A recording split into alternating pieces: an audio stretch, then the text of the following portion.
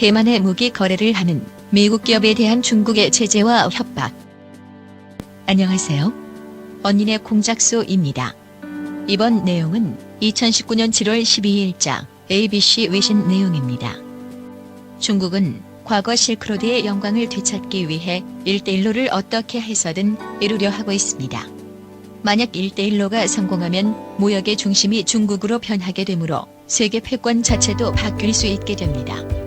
그러나 미국이 그 수를 읽고 있기 때문에 1대1로는 현재도 실패하고 있지만 앞으로도 성공은 불가능합니다. 또한 미국의 중국 제재는 단순히 중국의 확장을 막으려는 것이 아닌 인민사회주의 공산주의를 막기 위함입니다.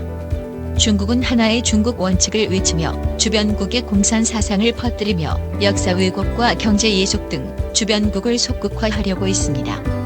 한국은 문 정권이 들어서며 헌법에서 자유민주주의의 자유를 제거했습니다. 그와 동시에 사람 중심을 강조하였는데 이는 곧 인민민주주의를 의미합니다.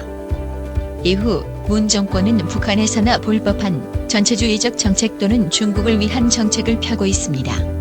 이처럼 한국이 공산주의식 정책과 중국을 위한 국가 운영을 한다면 미국의 중국 제재로 인해 중국이 어려워질 때 반드시 한국도 어려워지게 됩니다. 중국은 1대1로를 위해 한국을 단지 중국의 도구로서 이용할 뿐 목적을 이루면 한국은 철저히 중국의 속국으로 격화되고 세계 속의 한국이 아닌 중국 속의 한국이 될 것입니다. 이는 이미 언론에 보도된 자료인 중국 외교부 천하인에 의해 한국을 소국이라 발언한 내용과 문재인이 중국을 큰 나라하고 한국을 작은 나라라 공개적으로 말하여 예속적 관계로 한국을 소개했었습니다. 중국의 오만함과 그 주변국을 향한 태도 그리고 문정권과 문정권의 바탕이 된 민주당의 중국 4대 사랑을 떠올리면서 이번 기사를 보시기 바랍니다.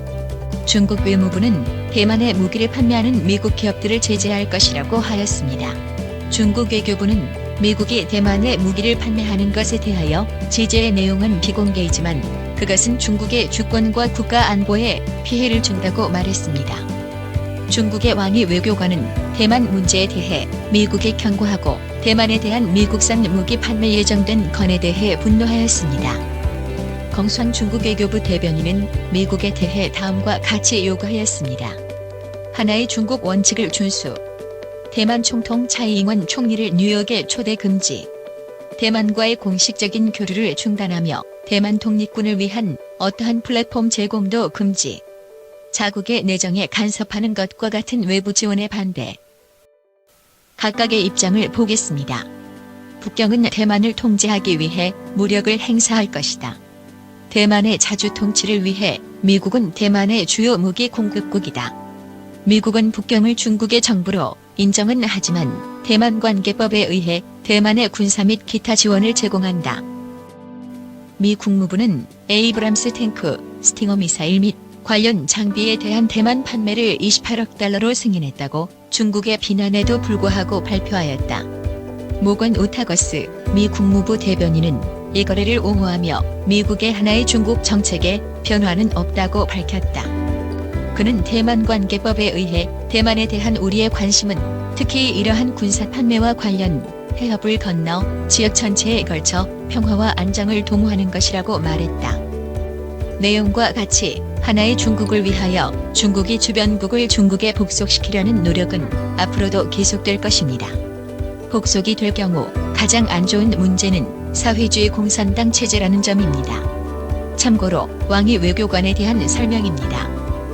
2016년 6월 3일 왕이는 캐나다를 방문해 스테판 디옹 외교부 장관과의 자리에서 아이폴리틱스 소속 리포터 어맨다 코널리가 중국의 인권 탄압에 대해 질문을 하자 왕이는 분노하여 당신의 질문은 중국에 대한 편견과 오만으로 가득 차 있다.